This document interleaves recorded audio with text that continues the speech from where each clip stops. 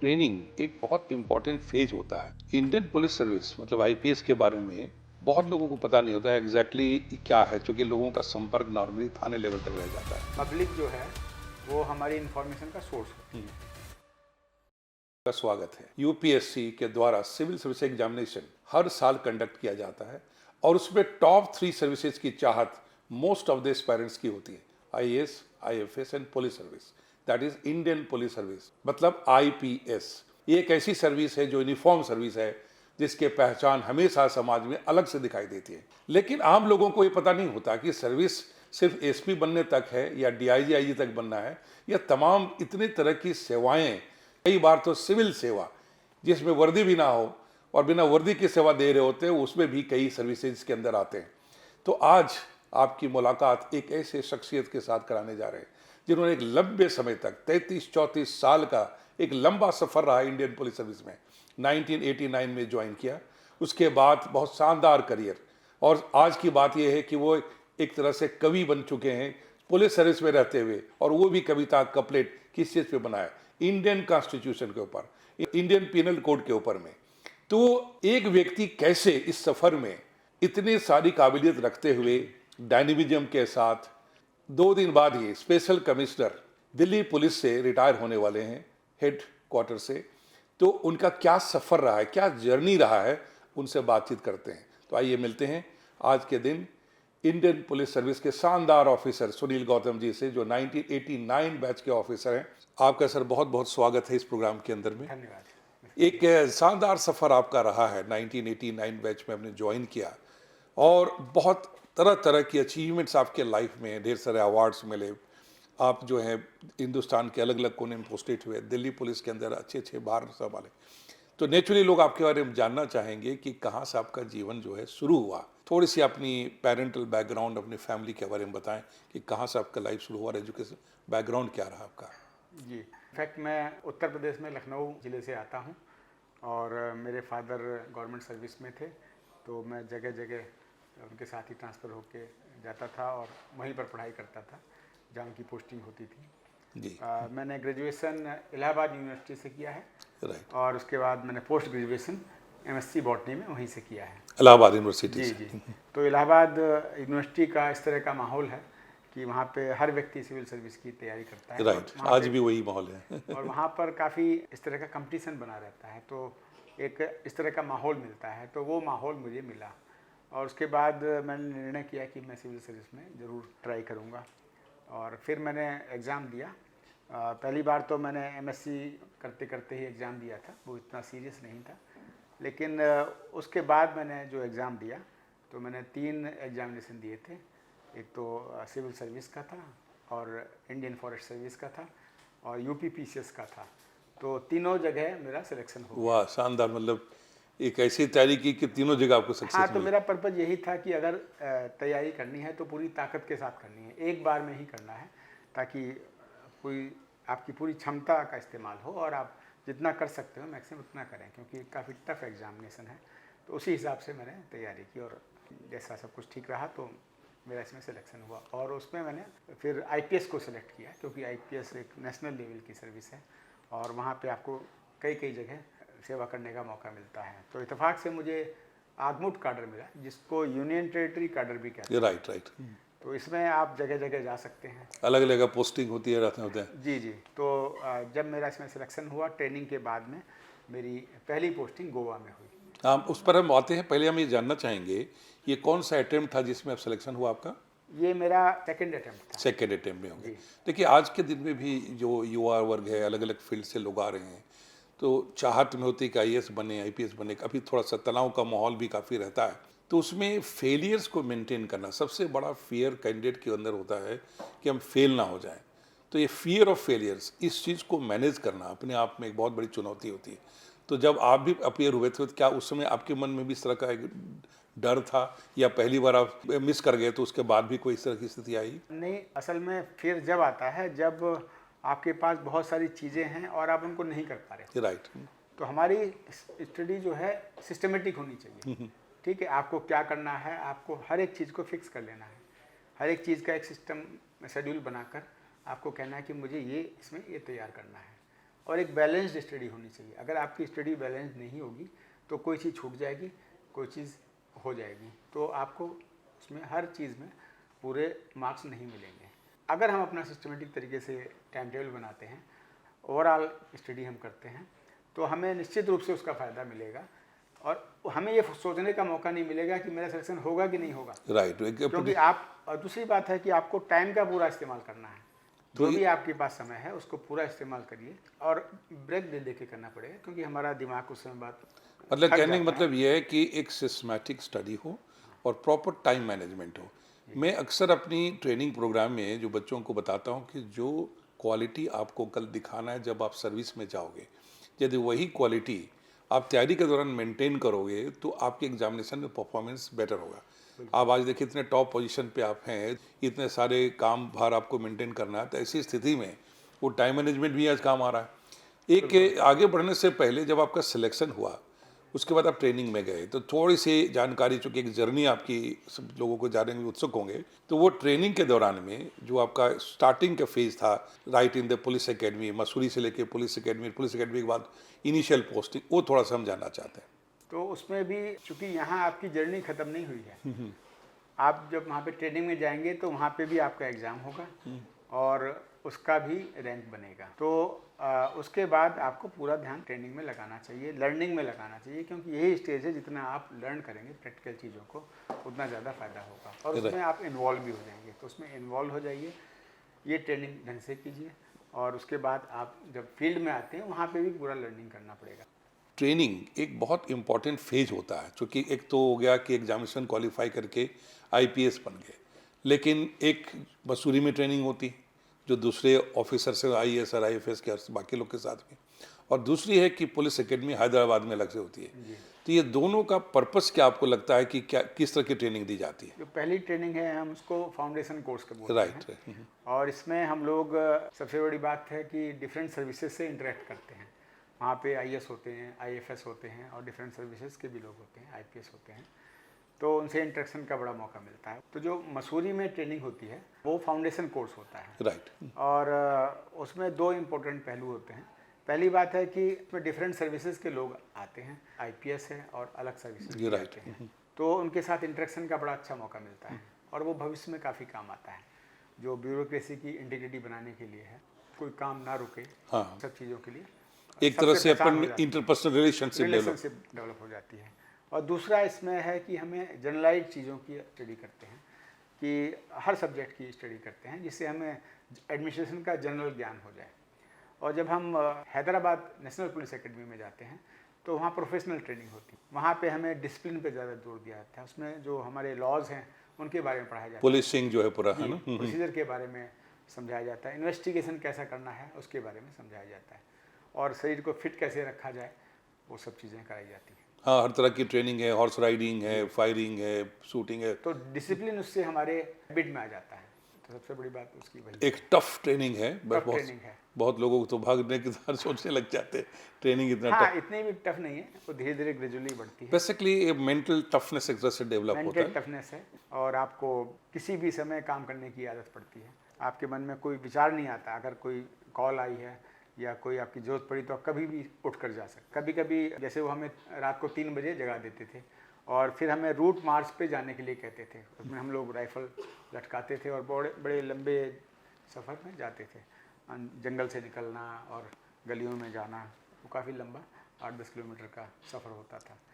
तो पहले पहले बड़ा अटपटा लगता था, लेकिन बाद में वो फिर आदत बन गया। और वही आपको जब बाद में जॉब में आए उसके समय वो सारी ट्रेनिंग जो है सारी ट्रेनिंग हैबिट में काम बदल आती गई। है और बहुत ही हमारे काम को आसान बना देती है। हम ट्रेनिंग से थोड़ा आगे बढ़ने से पहले जानना चाहेंगे कि चूंकि पूरी करियर में ये तो इनिशियल ट्रेनिंग हो गई, उसके बाद फिर आपकी ऑन जॉब ट्रेनिंग है और फिर सेकंड थर्ड फेज में भी आप जाते हैं, तो वो क्या है? एकेडमिक ट्रेनिंग में बता देता हूँ कि इसमें हम लोग फायरिंग की प्रैक्टिस भी करते हैं, जिससे कि हम लोग फायरिंग में परफेक्ट हो जाएं और ज़रूरत पड़ने पर उसका इस्तेमाल कर सकें। बाकी डिस्ट्रिक्ट ट्रेनिंग में हम लोग एक्चुअल फील्ड एक्सपीरियंस लेते हैं राइट। कि भाई वहाँ पे हमारा पब्लिक से इंटरेक्शन होता है, ऑफिसर से इंटरेक्शन होता है, तो वहाँ हमें अलग तरह से ट्रेनिंग दी जाती है। तो हम एक्चुअल में वहाँ जाके खुद काम करना सीख लेते हैं, क्योंकि नॉलेज होती है उस प्रैक्टिकल, उस जो हमारी जो हमने नॉलेज एक्वायर की है उसको हम फील्ड में कैसे इस्तेमाल करते हैं। कुछ समय ये के चीज़ लिए होती है। थाना भी आप लोगों को दे दिया जाता है ट्रेनिंग के समय में? बिल्कुल, थानों को भी दिया जाता है। उसमें हम थाना इंचार्ज का काम करते हैं 1 महीने के लिए, 2 महीने के लिए, 3 महीने के लिए। उसके बाद हम लोग डीवाईएसपी का भी काम करते हैं या एसीपी का काम करते हैं, असिस्टेंट सुपरिटेंडेंट ऑफ पुलिस भी बोलते हैं उसको। तो उसका काम करते हैं, तो उससे भी एक हमारा एक्सपीरियंस बढ़ता है। मतलब है कि जो ग्राउंड में कल जिनको कंट्रोल करना है, डायरेक्शन देना है, उस पोजीशन पे रह करके खुद आपको एक्सपीरियंस करते हैं, चाहे हाँ, वो थाना हो बिल्कुल। या सब डिवीजन हो या एसपी लेवल का काम हो, उसके जी, अंदर में जो हमारी लर्निंग को वो हम लोग एग्जीक्यूट करते हैं फील्ड में।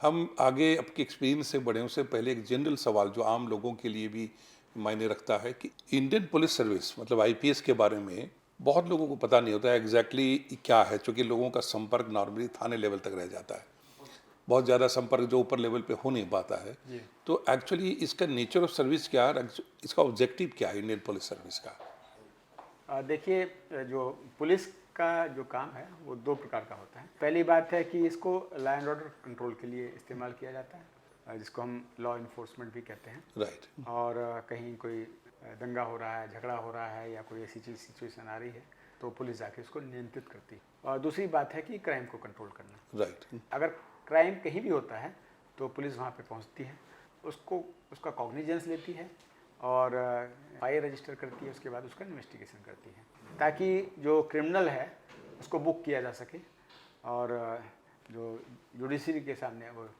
पेश कोर्ट किया जा सके, पेश उसको किया जा प्रेजेंट सके। उसका केस जो है चार्जशीट किया जाता है, उसके बाद उसका ट्रायल होता है, ट्रायल के बाद उसको सज़ा मिलती है। तो किसी भी अपराधी को सज़ा दिलाने का काम पुलिस का है और उसका इनिशियल प्रोसेस है एफआईआर रजिस्टर करके इन्वेस्टिगेशन करना, बाकी इसको जुडिशरी करती है।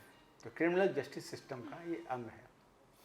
पुलिस का एक तो रोल हो गया कि क्राइम कंट्रोल करना या कोई गलत कर रहा है तो उसको सजा दिलवाना, लेकिन एक प्रोएक्टिव रोल है कि क्राइम कैसे चेक करें, लोग गलत रास्ते में ना जाएं। तो उस मामले में आपने बहुत सारे काम किए हैं पुलिसिंग में, तो अपने अनुभव से ये बताएं कि उसमें प्रोएक्टिव अप्रोच पुलिसिंग की क्या होनी चाहिए जो करती है पुलिस? बेसिकली पुलिस को पब्लिक से कांटेक्ट बनाए रखना चाहिए, राइट। क्योंकि पब्लिक जो है वो हमारी इन्फॉर्मेशन का सोर्स होती है और उसी इन्फॉर्मेशन की बेसिस पे हमें बहुत मदद मिलती है कि हम कैसे क्रिमिनल को पकड़ें, कैसे हम आगे बढ़ें।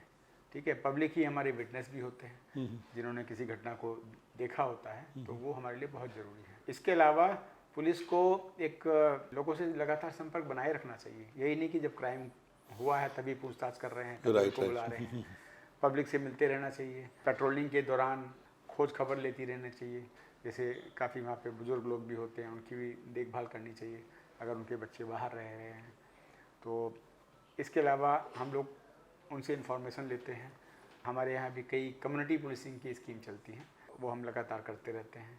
जैसे युवा स्कीम है, तो युवा स्कीम में हम लोग जितने भी बच्चे हैं जो गरीब फैमिली से हैं उनको ट्रेनिंग दिलवाने में मदद करते हैं ताकि वो अच्छे व्यवसाय को चुन सकें और इंडिपेंडेंट लाइफ बिता सकें, और इस कारण से वो क्रिमिनल एक्टिविटीज़ में इंगेज नहीं होंगे, ऐसा हमारा विश्वास है। कि उनको रोक सके क्राइम से, उसको रोक सकें। क्राइम प्रिवेंशन वाली बात होगी प्रिवेंशन पूरा को हो का। गया।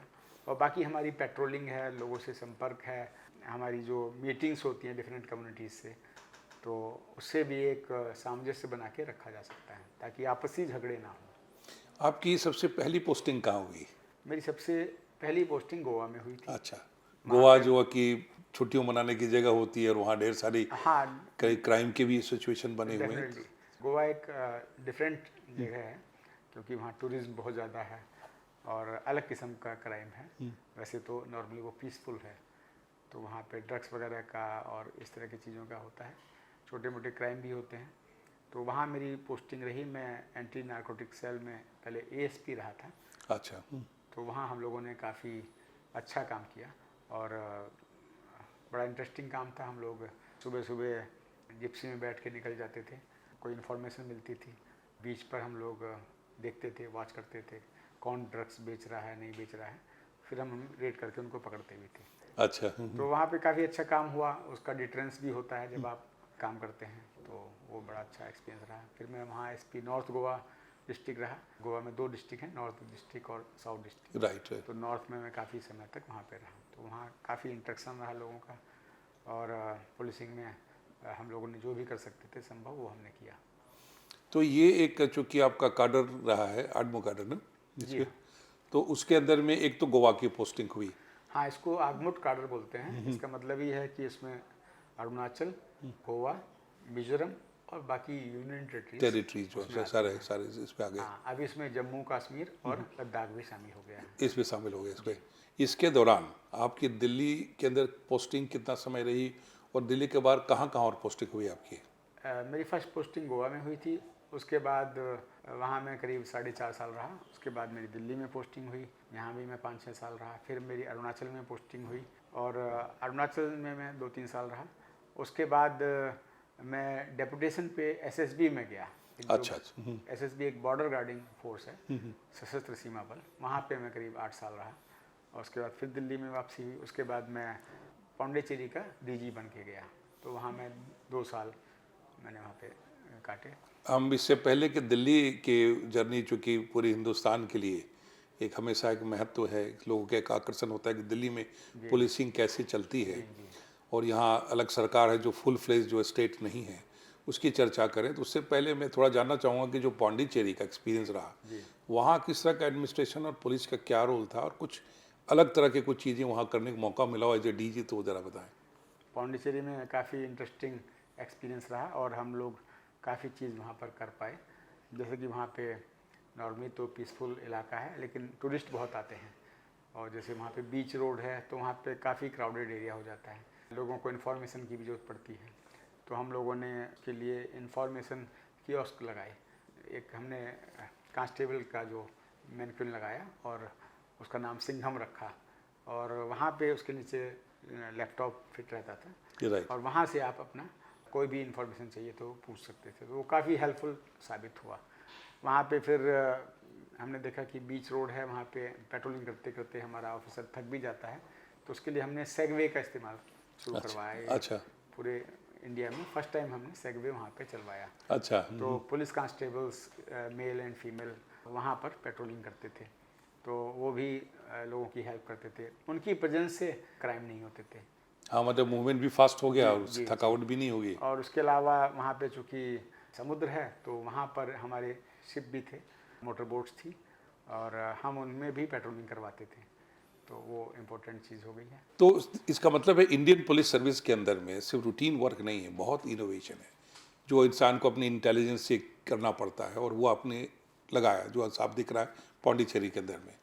गोवा में जहाँ दिखता है कि टूरिस्ट प्लेस है, पौंडीचेरी के बारे में भी लोग नहीं जानते, वहाँ जा कर के तरह तरह की इनोवेशन आपने किए, तो बड़ा सेटिस्फैक्ट्री पीरियड रहा होगा वहाँ। हाँ, बहुत सेटिस्फैक्ट्री रहा। और जैसा कि हम जानते हैं कि वहाँ पे छोटा इलाका है, तो हम लोगों ने वहाँ पे साइकिल पेट्रोलिंग भी काफ़ी करवाई, राइट। मोटरसाइकिल पेट्रोलिंग करवाई, क्योंकि वो उनका मूवमेंट बड़ा फास्ट हो सकता है, तो वो भी काफ़ी लाभदायक रही। उससे पुलिस प्रेजेंस सब जगह होती थी। हाँ, प्रेजेंस बहुत जरूरी है, और सर स्पीड भी बढ़ गया। तो उससे स्पीड भी बढ़ जाती थी। और आपको इंटरेस्टिंग चीज़ बताता हूँ कि मैंने पुदुचेरी पुलिस के लिए एक सॉन्ग भी लिखा था। अच्छा। हाँ, जो लोगों ने गाया और फिर उसको अपनाया भी था। अच्छा। तो ये बहुत काफ़ी इंकरेजमेंट रहा। वो तो ऐसे आप पोइटिक माइंड के हैं, तो जी। अब इसकी भी चर्चा करेंगे। मैं कहना चाह रहा दिल्ली पुलिस में चूँकि पूरी हिंदुस्तान के लिए एक अलग ही एक अट्रैक्शन होता है कि दिल्ली पुलिस में आपने इतने लंबे समय काम किया, और आप स्पेशली इस पोजीशन से कि स्पेशल कमिश्नर, वो भी हेड क्वार्टर पे बैठे रहे, काफ़ी लंबा समय का आपका एक्सपीरियंस रहा अलग अलग टाइम में। मेरी दिल्ली की सबसे पहली पोस्टिंग वेस्ट डिस्ट्रिक्ट में हुई। अच्छा। वहाँ पे मैं एडिशनल डीसीपी था, और वो बड़ा अच्छा इलाका है, हर तरह का वहाँ पे क्राइम है, उसको अच्छा तो नहीं कहेंगे। जो वेस्ट डिस्ट्रिक्ट है वहाँ पे हर तरह का क्राइम, चैलेंजेस थे काफ़ी, हर तरह मतलब के चैलेंजेस हैं। मेरी पहली पोस्टिंग वेस्ट डिस्ट्रिक्ट में हुई थी, वहाँ मैं एडिशनल डीसीपी था, और वहाँ पे हर तरह का क्राइम है। और सबसे इंटरेस्टिंग चीज़ वहाँ पे लगी मुझे कि एक कॉल आई थी कि एक किसी फार्म हाउस में कुछ ड्रग्स का काम हो रहा है, तो वहाँ पे हम लोगों ने रेड की, तो वहाँ हमें थोड़ा बहुत मात्रा में हीरोइन मिला।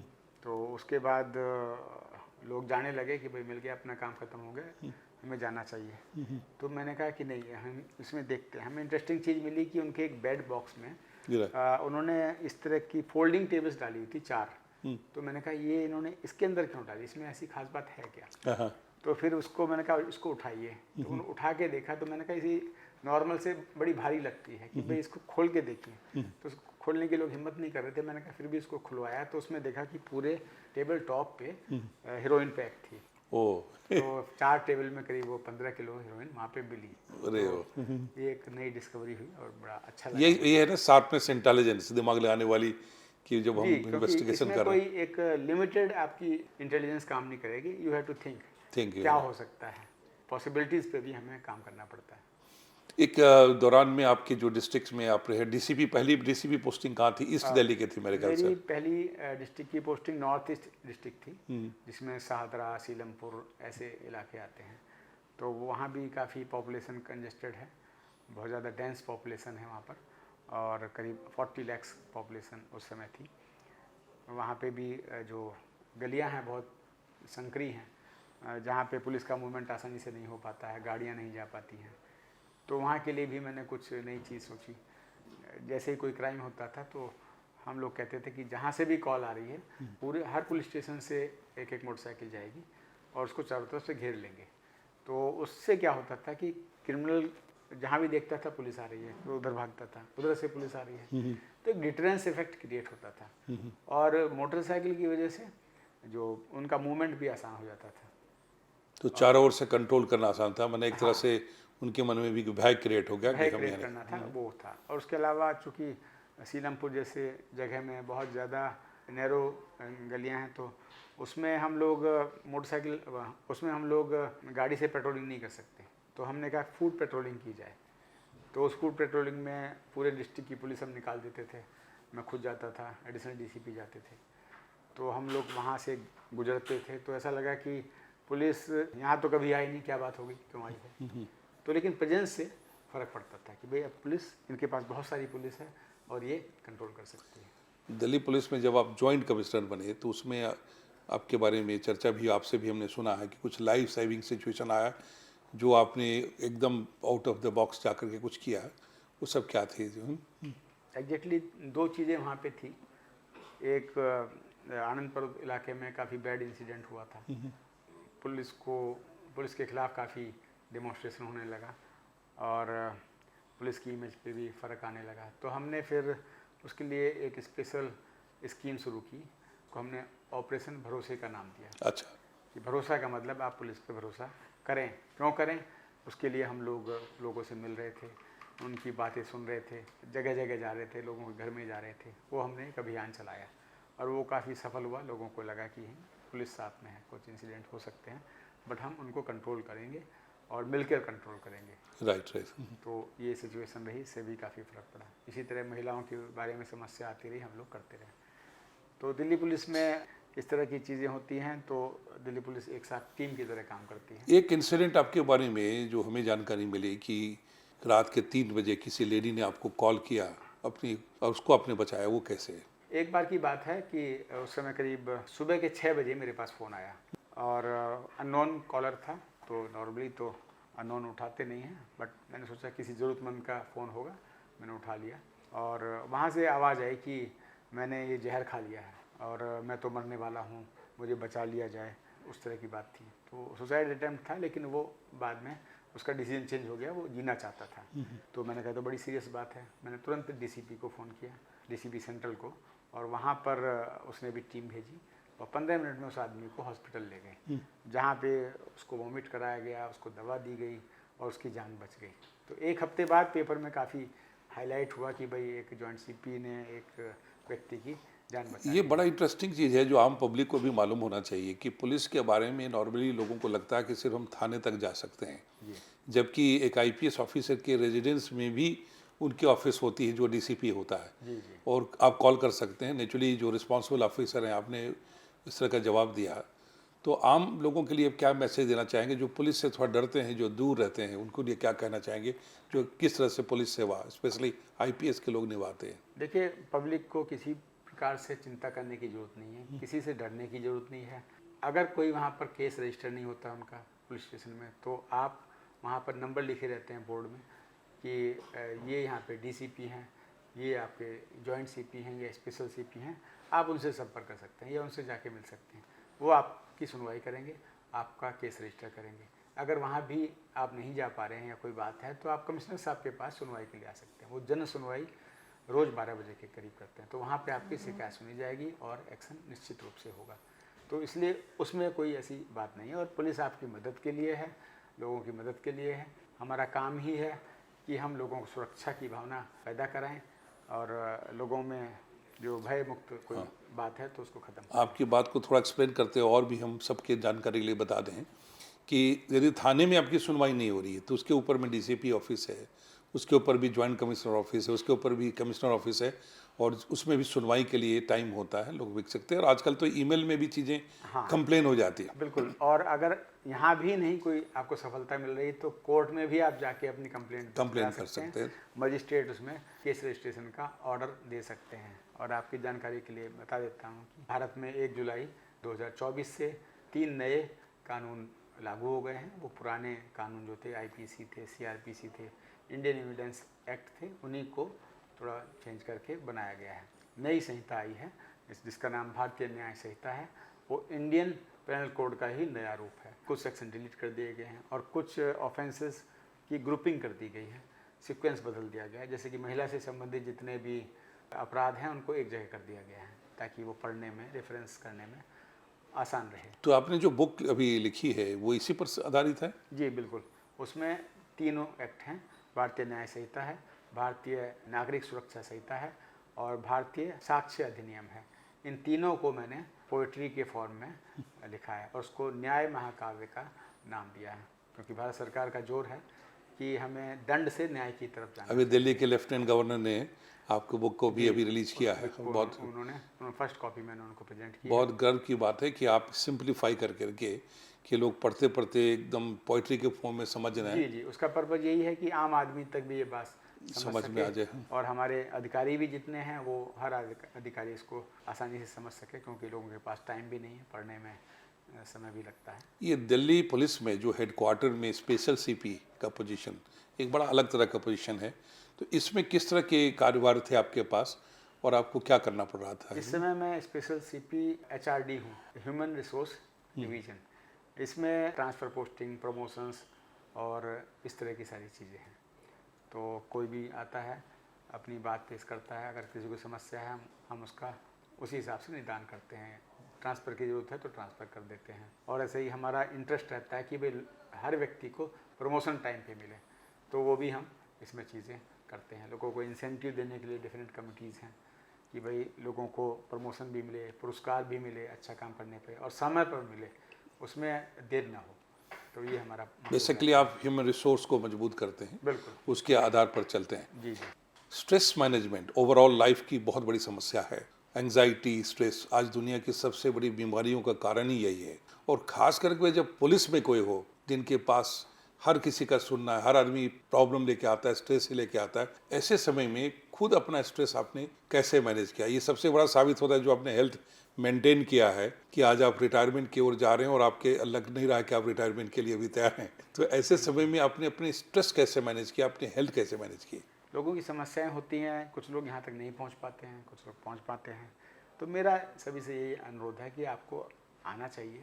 अगर आपकी कोई समस्या है हमारे सामने पेश होना चाहिए, बताना चाहिए। पहले तो आपके यहाँ ऑफिसर्स हैं, डीसीपी हैं, एसीपी हैं, जॉइंट सीपी हैं, उनसे अपनी बातें कहें। कोई भी समस्या है तो वो कहें और उसका निदान ज़रूर होगा और जो हमारे लेवल पे है हम उसको करेंगे। तो अगर हमने ये मान लिया है कि लोगों की समस्या हमें सुननी है, उसका निदान करना है, तो हमें कोई परेशानी की ज़रूरत नहीं, क्योंकि हमारी ड्यूटी है, हमें उसे ढंग से करना ही चाहिए। और लेकिन कुछ केसेस होते हैं जो जेन्युइन नहीं है, तो हम उसको पोलाइटली मना भी कर सकते हैं कि ये नहीं हो सकता, आपका टाइम वहाँ पे पूरा नहीं हो। कुछ लोग डिस्टेंस को भी बहुत ज़्यादा इशू बना लेते हैं कि बहुत ज़्यादा डिस्टेंस है, लेकिन 10 किलोमीटर भी ज़्यादा लगता है, कभी कभी 40 किलोमीटर भी ज़्यादा लगता है। तो उस पर हमें सही डिसीजन लेना पड़ता है, क्योंकि हम हर व्यक्ति को एक जगह नहीं हाँ नहीं, ये तो आपका पुलिस हेडक्वार्टर वाली बात आई। जी। लेकिन जब आप डायरेक्टली जॉइंट सीपी थे या डीसीपी थे तो उसमें हमेशा कोई न कोई क्राइम, टेंशन, तो अपने पर्सनल लाइफ को मैनेज करना, स्ट्रेस को मैनेज करना अपने आप में एक बहुत बड़ी चुनौती रही होगी। तो उसमें आप कैसे मैनेज करते हैं? नहीं, निश्चित रूप से चुनौती है, लेकिन हर एक चीज़ का थोड़ा टाइम देना पड़ता है। अगर आप घर में हैं तो आप अपने आप को फिट रहने की कोशिश करें, क्योंकि दिन भर आपका खाना भी अस्त व्यस्त हो जाता है। तो मेरा तो ये सिद्धांत है कि सुबह एक्सरसाइज करनी चाहिए, वॉकिंग हो, योगा हो या इस तरह की कोई एरोबिक एक्सरसाइज है वो ज़रूर करनी चाहिए। उससे आपको दिन भर थकान नहीं महसूस होगी और आप आराम पूरे से समय सो के लिए पूरे सकते हैं। तैयार हो गए आपके। हाँ, आप तैयार हो और कभी कभी आप स्किप भी कर सकते हैं, जैसा कि सिचुएशन है, आप लैंडलॉर्ड को लेकिन बुला आपके बारे में बड़ा वेल नोन है कि आप स्कूल डेज से आज तक अपने योगा नहीं छोड़ा, तो ये मेंटेन कैसे किया?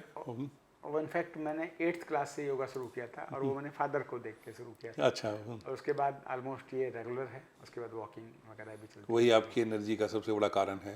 है। निश्चित रूप से आप अपने शरीर को फिट बनाएंगे तो ब्लड सर्कुलेशन आपका प्रॉपर होता है। आपके साथ मैंने अभी के एक प्रोग्राम में आपके स्टाफ से तारीफ सुना, बात करते हुए कि आपको गुस्सा नहीं आता, या आप किसी को आ गया तो उसको मैनेज करते हैं। तो मैनेजिंग एंगर, स्पेशली जब पुलिस में हो इंसान, पावर में हो, it's a very big thing. तो आप उसको कैसे मैनेज करते हैं and what you have to say about anger? देखिए, आपको एंगर इसलिए आता है, आपके पास एक्सप्रेशन करने के लिए वर्ड्स नहीं आ रहे, तो झुंझला के आदमी बोल सकता है कुछ भी। लेकिन आप सोचिए कि भाई एंगर का कारण क्या होना चाहिए। अगर कोई व्यक्ति कोई काम नहीं कर रहा, आपका सबॉर्डिनेट कोई रिजल्ट नहीं ला पा रहा है, तो उसमें देखिए क्या चीज़ें हैं कि क्या वो जानबूझ के नहीं कर पा रहा है या कोई उसके सामने मजबूरी है, तो उसको समझना बहुत ज़रूरी है।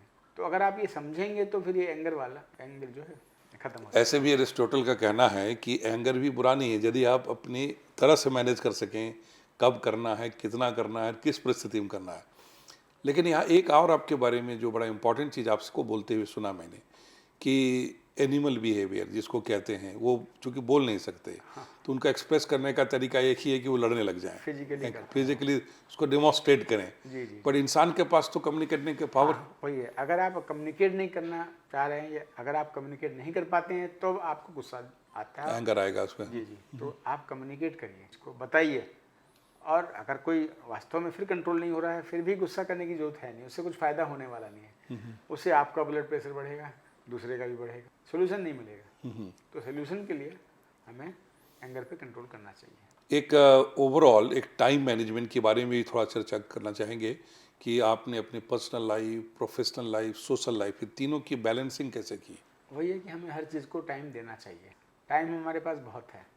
अगर हम स्ट्रेस के बारे में सोचते रहें तो उसी में टाइम निकल जाएगा। आप काम करते रहिए तो आपको स्ट्रेस का मौका ही नहीं मिलेगा। हर एक चीज़ के लिए समय देना पड़ेगा। थोड़ा इधर उधर हो सकता है लेकिन उसको रेगुलर करने की कोशिश करें। फैमिली के लिए अलग टाइम दें। टाइम है आपके पास तो थोड़ा सा मैनेज करने की ज़रूरत है और वो हो जाता है। Basically it's a balancing of the whole thing there. बिल्कुल। आने वाले समय में जो नए यंग ऑफिसर्स हैं, पुलिस सर्विस में जो ज्वाइन कर रहे हैं या प्रोसेस के अंदर हैं, आगे ट्रेनिंग लेके आगे काम कर रहे हैं, उनके लिए आप क्या मैसेज देना चाहेंगे? उनके लिए मैं यही मैसेज देना चाहूँगा कि वो उन्होंने बहुत अध्ययन किया है, इसलिए उनको सफलता मिली है। इस चीज़ को बरकरार रखें। जो आपकी मेहनत है वो आपकी आदत बन जानी चाहिए। इसका मतलब ये नहीं है कि आप ऑफिसर बनने के बाद अब आराम करेंगे, नहीं। जो आपने मेहनत करने की आदत डाली है वो कंटिन्यू रहेगी और इसको कंटिन्यू करना पड़ेगा।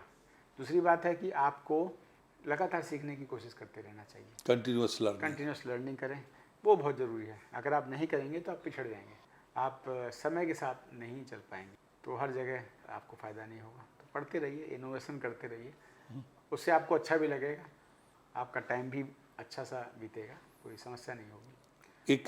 एक और बात है हाँ। कि हमें अपने माइंडसेट बनाना चाहिए कि हमें किसी की हेल्प करनी चाहिए रोज़। और आप जब ये माइंडसेट बना लेंगे तो आप झुंझलाएंगे नहीं। कोई आपके सामने काम कोई आपके सामने काम लेकर आता है तो आप झुंझलाएंगे नहीं। भाई उसका काम सही हो सकता है, गलत हो सकता है। सही हो सकता है तो आप कर दीजिए, गलत हो सकता है तो उसको बता दीजिए।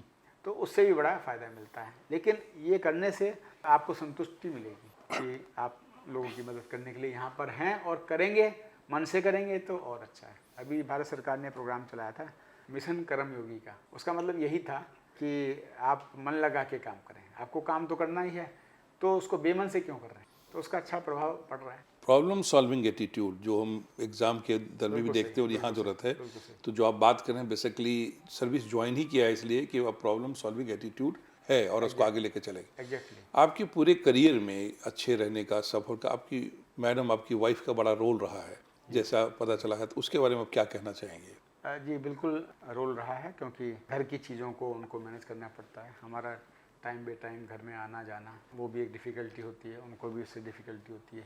बच्चों को देखभाल करने में भी समस्या होती है, तो उन सबको मैनेज करना वो वाइफ ही कर पाती हैं, क्योंकि आप बाहर जाके उन पर इतना ध्यान नहीं दे सकते। तो इसलिए उनका बहुत ही बड़ा रोल होता है घर को मेंटेन करने में, बच्चों की देखभाल करने में, उनको अच्छी एजुकेशन देने में, उनको गाइड करने में बेसिक रोल होता है। यही कारण है कि आपके बच्चे भी वेल सेटल्ड हैं जी कॉर्पोरेट वर्ल्ड में, लेकिन बहुत अच्छा कर रहे हैं उसके साथ में जो है। जी जी। तो एक यहाँ मैं जानना चाहूँगा कि आपके साथ में जो एक काव्य की रचना कर दी आपने, इन कॉन्स्टिट्यूशन को भी और अभी आपने जो है पैनल कोड का भी, जी जी। तो ये कवि कैसे बन गया आपने एक आईपीएस ऑफिसर? असल में ये शुरू से ही थोड़ा सा मेरा कविता में इंटरेस्ट था। मैं बहुत छोटी छोटी कविता पहले लिखता था, और ख़ासतौर से मैंने अभी आपको बताया कि मैं नारकोटिक सेल में था, वहाँ भी मैंने एक कविता लिखी कि हम ड्रग्स को कैसे कंट्रोल करें, पब्लिक को मिलके करना चाहिए। अभी मुझे ध्यान नहीं आ रही, लेकिन वो भी कविता थी। तो इस तरह जब मैं संविधान देख रहा था तो मुझे लगा कि संविधान अपने आप में बड़ा डॉक्यूमेंट है, लीगल डॉक्यूमेंट है, आम आदमी इसको नहीं समझ सकता। तो फिर मेरे दिमाग में आया कि क्यों ना मैं इसको भी कविता के रूप में करूं, क्योंकि कविता के रूप में करने से आदमी इंटरेस्ट लेके इसको पढ़ेगा और सिंपल भाषा में होगी तो वो आसानी से हो जाएगा। तो मैंने उसको पदों के रूप में लिखा है, दोहों के रूप में लिखा है। हाँ, दो जी। तो पूरा संविधान आदमी 1 घंटे में उसको पढ़कर, संविधान काव्य को पढ़कर समझ सकता है। दूसरा, जब ये मेरा काम ख़त्म हुआ और काफ़ी सक्सेसफुल हुआ तो फिर मेरे दिमाग में आया क्यों ना हम आईपीसी, सीआरपीसी और इंडियन एविडेंस एक्ट को भी कविता में बदल दें। तो वो मैंने काम शुरू किया, मैंने आईपीसी को पूरा किया, और जब आईपीसी ख़त्म हुई तभी ये एक्ट बदल गए। तो फिर मुझे आईपीसी पे दोबारा काम करना पड़ा। बाकी दोनों मैंने एक्ट जो है कविता के रूप में लिखे। बहुत ही शानदार, मतलब बहुत बड़ा कंट्रीब्यूशन आपने इसके माध्यम से दे दिया। Thank you. उसमें करीब 1127 दोहे हैं, और एक सेक्शन जो है को एक दोहा कवर करता है। हर दोहे को राइम में बदलना बहुत बड़ी चीज़ है। हाँ, निश्चित रूप से चैलेंजिंग काम है, और मुझे लगभग इसमें 1 साल लगा, और मैन आवर्स अगर कहा जाए तो मुझे करीब 500 आवर्स इसमें लगा। बहुत अच्छा, बहुत बड़ी क्रिएशन आपने कर दिया अभी तक। अब आप चूँकि रिटायरमेंट की ओर जा रहे हैं और आपका शानदार करियर रहा है, कंटिन्यूस लर्निंग तो आपकी स्वभाव में है, लेकिन इंटरेस्टिंग ये जानकर लग रहा है कि आपने एलएलएम भी कर लिया। तो क्या कोर्ट वगैरह में आगे प्रैक्टिस करने का इरादा है, या हाई कोर्ट और सुप्रीम कोर्ट में जाना है? क्या मतलब पर्पस क्या है इसका? जी, मैंने अभी इसी साल एलएलएम समाप्त किया है, और मेरा ऐसा कोई ख़ास पर्पज़ नहीं है। जैसा कि मैंने बताया कि मैं चीज़ों को सीखना चाहता हूँ, नई चीज़ें लर्न करना चाहता हूँ, तो उसी प्रोसेस में ये है। अच्छा, अपनी लर्निंग को बढ़ाया, अपनी बिल्कुल जो लॉ की नॉलेज है उसको बढ़ाया, ताकि लोगों के भी आगे अब बिल्कुल काम आ सके, उनको सलाह दे सकें। बिल्कुल। जैसे कि मैंने इसमें टैक्सेशन का सब्जेक्ट लिया था, स्पेशलाइजेशन लिया था, ताकि मैं टैक्स के बारे में थोड़ा जान सकूं।